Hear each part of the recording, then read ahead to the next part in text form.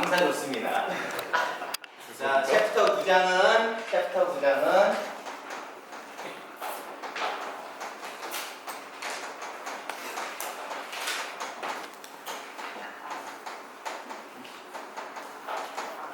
질량 중심하고 운동량 보존입니다. 질량 중심은 뭐 센터 오브 매스, 운동량 보존은 뭐 모멘텀, 컨저베이션, 로우 해가지고 여러분들이 잘 알고 있는 건데요. 자, 질량 중심, 운동량 뭐 같은 데서 출발했다라고 보면 돼요. 우리 뉴턴의 2법칙에서 운동량 보존 법칙 저기 했었죠. 뉴턴의 2법칙에서도 운동량 보존 법칙을 유도했었고 뉴턴의 3법칙으로 해서도 운동량 보존 법칙이 유도가 되는 걸 알 수 있을 거야. 그래서 쓰면 운동량이라는 거, 힘이라는 것은 dt분의 dp가 되고 알지만 p라는 것은 어떻게 돼요? mv가 된다라는 거. 이게 바로 뭐가 돼요? 뉴턴의 프린키피아라는 책에서 나온 뉴턴의 2법칙을 갖다 이렇게 표현을 했다는 얘기죠. 근데 이거는 뭐라고 생각할 수 있어? 하나의 입자라고 생각할 수 있을 거야. 근데 우리가 지금 생각하는 건 뭐냐면 입자가 하나가 있는 게 아니라 여러 개가 있다라고 생각할 수 있을 거야. 그럼 얘들은 각자 M1이라는 게 뭐 이쪽으로 V2, 이게 M2라는 게 V2 해가지고 막 움직일 수 있을 거예요. 근데 우리가 보면 알지만 이거를 갖다 하나하나 분석하는 건 상당히 어렵단 말이에요. 그래서 얘를 갖다가 대표하는 무언가를 찾아서 설명을 많이 하잖아. 그 대표하는 무언가가 바로 뭐야? 질량 중심이라는 얘기가 돼요. 다시 말하면 이 수없이 많은 녀석들이 각각의 운동량을 가지고 있을 거 아니야. 다시 말하면 P라는 것은, 전체 P라는 것은 M1, V1, M2, V2 더하기 MN, VN 이렇게 N개라는 어떤 그 다물체에서 그것들의 총 모멘텀 P를 갖다 이렇게 구할 수 있는데 이 모멘텀 P를 갖다가 어떻게도 생각할 수 있다라는 얘기야. 이 모든 것들이 어디에 있다? 하나의 점에 위치를 하고 얘가 움직이는 어떤 속도의 곡으로 나타내 줄 수 있을 거예요. 그래서 이 P를 갖다 뭐라고 쓸 수 있다? 총 M의 이거에 V 센터 오브 매스. 다시 말하면 센터 오브 매스라는 얘기는 뭐야? 한 곳에 모여 있다라고 생각을 하고 그곳에서의 뭐야? 속도로다가 볼 수 있겠죠. 그럼 이걸 갖다가 쓰면 어떻게 돼요? 똑같이 쓰고 V라는 것은 뭐분의? M분의 라지 M이라는 건 뭐라고 쓸 수 있죠? 시그마 MI에 시그마 MI VI로 쓸 수 있을 겁니다. 문제 안 되죠? 그러면 V 벡터를 갖다가 이렇게 썼는데 요거를 갖다가 미분형으로 쓰면 어떻게 돼? 이거는 미분형으로 쓰면 어떻게 돼? dt분의 d. 여기가 3차원적으로 움직이면 공간 안에 세 가지의 속도가 있는 거죠. V 센터 오브 매스는 Vx, Vy, Vz로 쓰면 이거는 Vx라는 건 어떻게 쓸 수 있을까? Vx 여기다 쓸까요? 이거에 Vx라는 것은 dt분의 dx 센터 오브 매스가 되는 거죠. 이거에 mi에 시그마 mi에 dt분의 dxi라고 쓸 수 있을 거야. 그럼 이거는 어떻게 돼요? 이게 dt분의 d로다가 빠져나갈 수 있고 이거는 mi에 xi라고 쓸 수 있겠지. 그럼 따라서 결국 x의 질량 중심이라는 것은 mi에 mi xi라고 표현할 수 있고 y의 센터 오브 매스는 어떻게 돼요? 총 질량의 mi에 yi 3차원이면 z성분도 있을 거고 시그마 mi에 시그마 mi zi로다가 표현해서 이렇게 질량 중심의 위치를 세 가지로다가 나타내 줄 수 있을 겁니다. 이것을 이용해 가지고 아마 9장 발표하는 친구가 문제를 갖다 풀어주는 예시 문제를 갖다 얘기할 수 있을 것 같아요. 여기 이제 질량 중심 얘기해줘요. 자, 두 번째는 이제 충돌에 대해서 한번 보자. 다음 시간에는 저기 완전 탄성 충돌에 대해서 할 건데 요번 시간은 뭐부터 할 거다? 완전 비탄성 충돌부터 할 거다.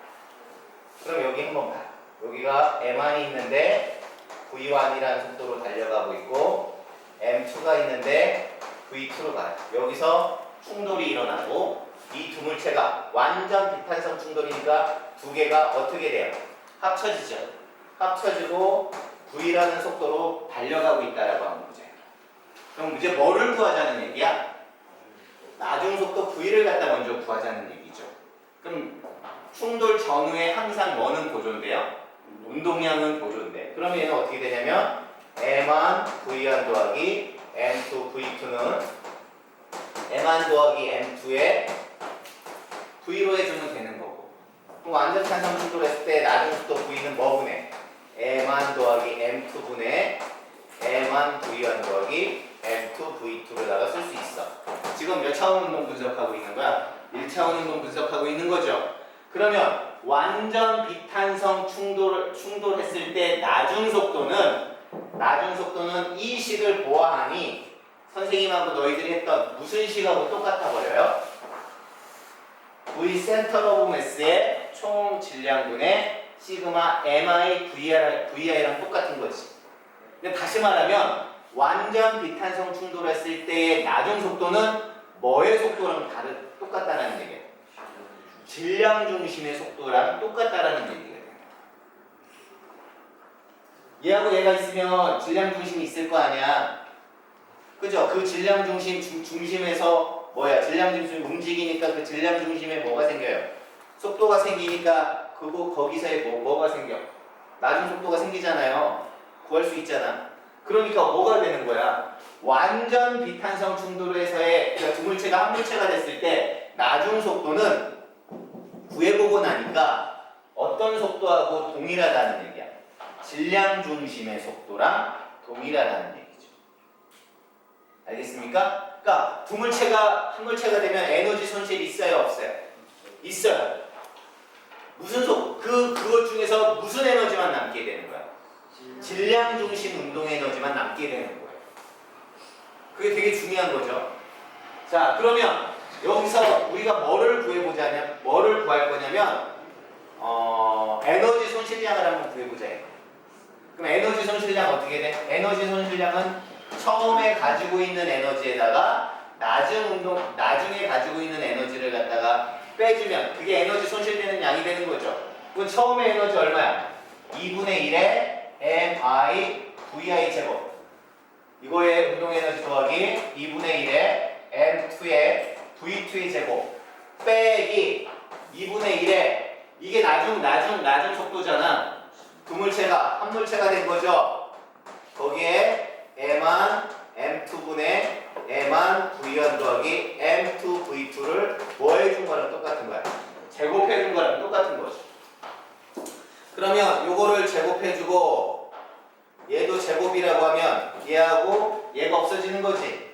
그래서 이제 뭐 해줘요? 통분하는 거야. 통분하면 2분의 m1 더하기 m2 해주면 요게 뭐가 돼? m1 제곱에 v1 제곱 이렇게 곱해주면 m1 m2 v1의 제곱 더하기 여기다가 이렇게 통분해주면 어떻게 돼? m1 m2의 v2의 제곱 더하기 m2의 제곱에 v2의 제곱 그 다음에 이거 제곱해주면 되겠죠? 그러면 어떻게 빼기죠? 이제 빼기 m1 제곱 v1의 제곱 빼기 m2 제곱에 v2의 제곱 빼기 2m1 m2 v1 v2를 빼주면 되는 거예요. 지금 손실량 얘기해 주는 거야. 그러면 얘 이렇게 없어지고 얘하고 얘가 없어지지. 뭐만 남아요? 얘하고 얘만 남아요. 그럼 따라서 델타 K라는 것을 2분의 1로 묶고 M1 더하기 M2로 묶고 그러면 뭘로다가 묶을 수 있어? M1 M2로 묶을 수 있지. 그러면 뭐만 남아? V1의 제곱 빼기 2V1, V2 더하기 V2의 제곱만 남네. 그럼 뭐 어떻게 쓸 수 있어? 는 2분의 1에 M만 더하기 M2분의 M만 M2에 이거 뭐가 되겠어? 뭐 V1 빼기 V2의 제곱이라고 쓸 수 있어. 이게 뭐 무슨 에너지라고 했어?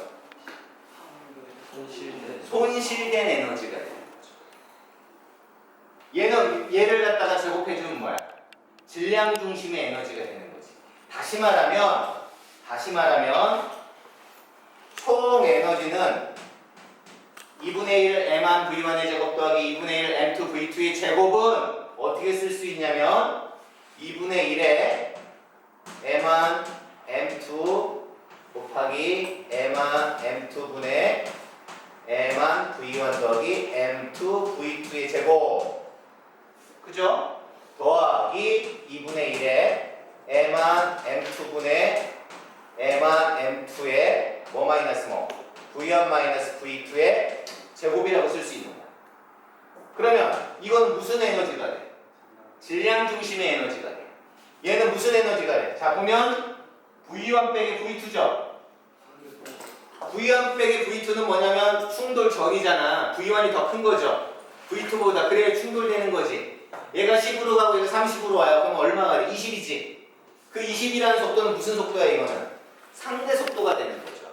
다시 말하면 어떤 충돌이 일어났을 때 에너지는 처음 에너지는 질량 중심의 에너지하고 그 상대 속도의 에너지 두 가지로 구성되어 있는 거예요. 완전 탄성 충돌이라는 것은 뭐예요? 이 두 가지가 다 살아남는 거예요. 비탄성 충돌은 뭐야? 질량 중심의 에너지는 있고 상대 운동에 대한 에너지가 어떻게 돼? 줄어드는 거예요. 완전 비탄성 충돌은 뭐야? 질량 중심의 에너지는 있고 상대 운동 V1 빼기 V2가 두 물체가 합쳐져 버리니까 얼마가 돼? 제로가 돼 버리죠. 상대 속도에 대한 에너지가 사라져 버리게 돼요. 거기다가 M1 더하기 M2분의 M1, M2는 무슨 질량이라고 해요? 환산 질량이라고. 이해가 되시나요? 그래서 이거의 장점은 뭐냐면 얘들아 나중에 우리 2학년 때 배웠으니까 얘기해 볼게. 우리 행성은 3차원 공간상에서 빙글빙글 돌죠. 3차원 상에서 운동을 해요. 그런데 태양하고 행성은 무슨力작용해? 중심력이 작용하지. 중심력이 작용하면 뭐가 성립돼야 돼? 가분동량 보존 법칙이 성립돼야 돼. 가분동량 보존 법칙이라는 것은 RMV가 일정하고 그 다음 방향이 일정이야. 그래서 어떻게 운동한다라고 했어? 모든 행성, 모든 천체는 디스크처럼 움직인다라고 했죠. 3차원으로다가 움직이고 계산해야 될 걸 중심력이 작용하면 우리 몇 차원만 생각하면 된다라고 했어. 2차원만 생각하면 되는 거예요. 마찬가지로 이건 일반적인 물체의 운동을 이렇게 나타내 줄 수 있는데 한 물체가 지구고 한 물체가 달이라고 생각해요. 그럼 질량 중심은 어디에 와 있어요? 거의 지구에 와 있죠. 그러니까 지구의 운동은 생각 안 해줘도 된다라는 얘기야. 누구의 운동만 생각해주면 되는 거야? 달의 상대적인 운동만 생각해주면 되는 거거든. 그러니까 뭐예요? 우리가 생각하는 것을 갖다가 뭐야? 복잡한 걸 낮춰주는 효과가 있는 거죠. 알겠습니까? 그러니까 충돌이라는 걸 봤을 때 뭐예요? 질량 중심의 운동은 뭐예요? 항상 보존되니까 그건 생각 안 해도 돼. 모든 충돌에서 질량 중심의 운동은 남으니까. 그럼 무슨 에너지만 생각해주면 돼? 상대적인 운동 에너지만 구하면 얼마만큼의 에너지가 줄어들었는지 알 수 있는 거죠. 여기서 만약에 두 물체가 같아졌다. 두 물체가 같아졌으면 이거 금방 구하잖아. 그죠? 그래가지고서 차원을 낮춰서 해석해 줄 수 있는 장점이 있는 거예요. 자, 지금부터 한번 물체 하나를 갖다 지구로 놓고요. 하나는 달로 놔가지고 라지 m이 스몰 m보다 무지하게 크다라고 생각해서 적용해서 한번 생각해 보시기 바랍니다. 3분 드릴게요.